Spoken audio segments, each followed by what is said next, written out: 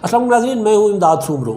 Opposition نے حکومت کے خلاف تحریک شروع کر دی ہے اور حکومت بھی کوئی بڑی غلطی بلکہ غلطان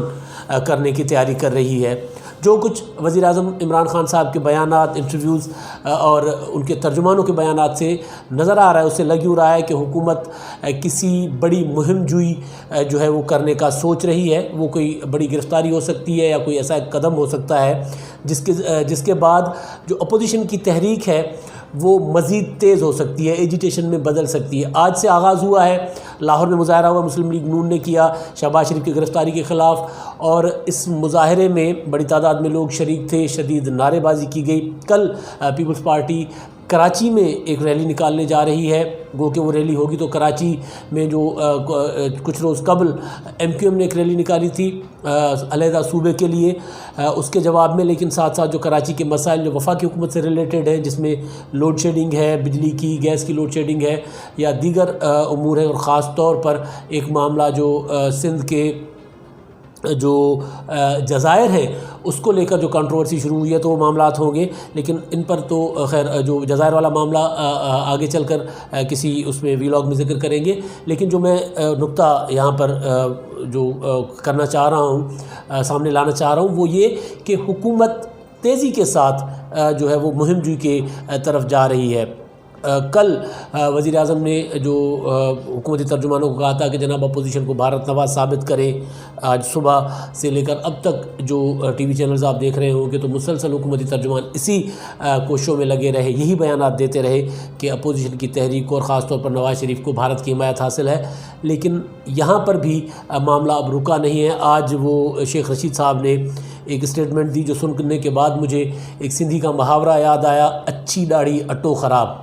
یعنی بزرگی کا بھی خیال نہیں، اپنی عمر کا بھی لحاظ نہیں، جو منہ میں آتا ہے شیخ صاحب بول دیتے ہیں۔ آج انہوں نے یہ کہا کہ جناب مریم نواز نے میرے اوپر 4 حملے کیے ایک پریس کانفرنس میں، اور اب میں اگر مریم نواز نے دوبارہ میرے اوپر کوئی حملہ کیا تو پھر میں ایسی چیزیں سامنے لاؤں گا کہ آسمان اور زمین کی کلابیں مل جائیں گی اور سیاست میں زلزلہ آ جائے گا۔ اب یہ بیان شیخ رشید کے زبان سے جب یہ چیز سامنے آئے تو ہر بندہ سمجھ سکتا ہے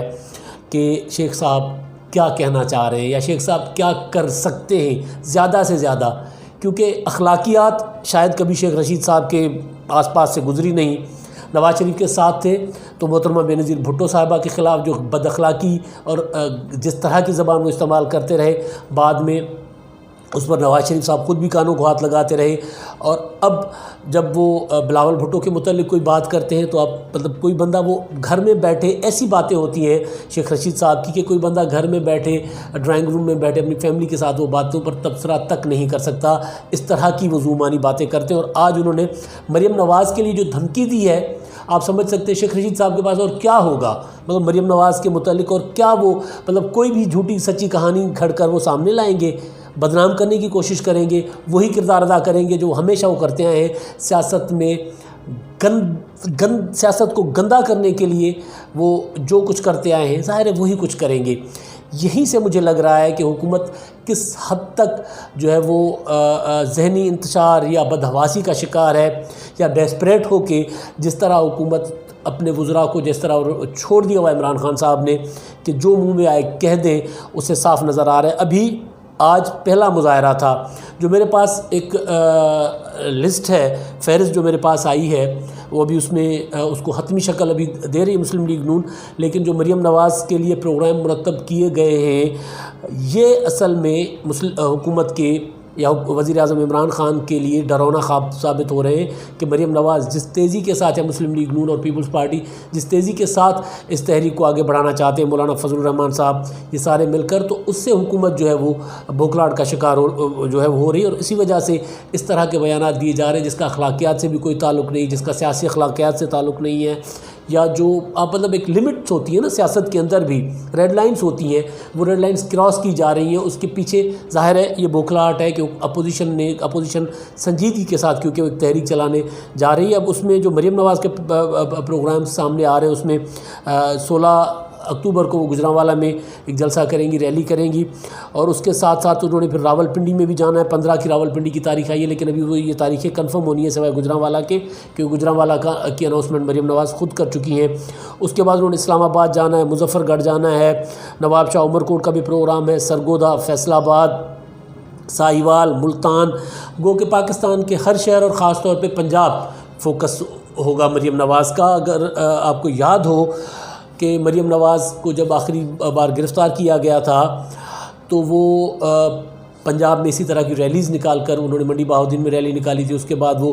فیصل آباد میں پوری رات سڑکوں پر تھی اور ان کی ریلی کو روکنے کی بھی کوشش کی گئی، میڈیا پر اس کی کوریج بھی نہیں تھی، لیکن اس کے باوجود مریم نواز کی ریلی میں بڑی تعداد میں لوگ تھے، جس کے بعد ان کو فیصل آباد کی ریلی، اگر مجھے میری یادداشت ٹھیک کام کری تو فیصل آباد کی ریلی کے بعد ان کو گرفتار کیا گیا، کیونکہ انہوں نے مظفر آباد جانا تھا۔ مظفر آباد میں انہوں نے اناؤنس کیا ہوا تھا اور مظفر آباد کی ریلی روکنے کے لیے مریم نواز کو گرفتار کیا گیا تھا، اور یہ تب گرفتار کیا گیا تھا جب مودی نے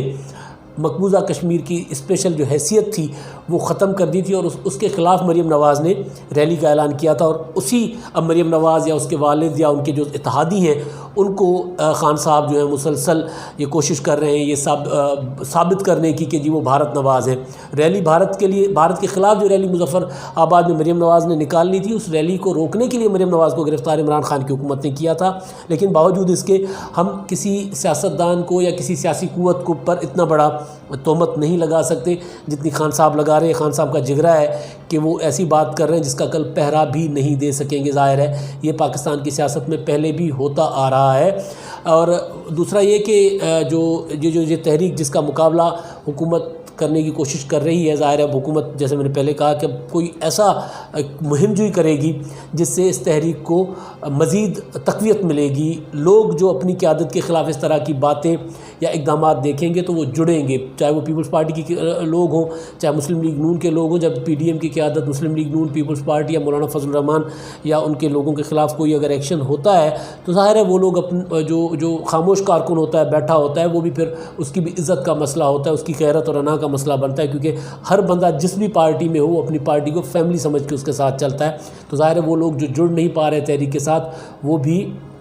جڑیں گے اور عوام بھی جڑے گی، کیونکہ خاص طور پہ ایسے وقت میں جب ملک میں ابھی جو پاکستان کے سرکاری اعداد و شمار کے مطابق انفلیشن جو ہے وہ 9% بڑھ چکی ہے۔ اب جس ملک میں انفلیشن 9% ایک مہینے میں بڑھ جائے اور وہاں پر اپوزیشن تحریک چلانے جائے اور حکومت جو ہے وہ بجائے مہنگائی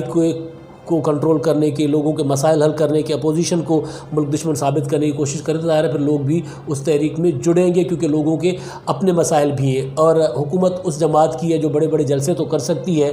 مگر جس کے پاس ایجیٹیشن یا مخالفوں کا مقابلہ اسٹریٹ کے اوپر، اسٹریٹ پاور کے حوالے سے میں کہہ رہا ہوں، مقابلہ کرنے کی جس میں صلاحیت نہ ہو،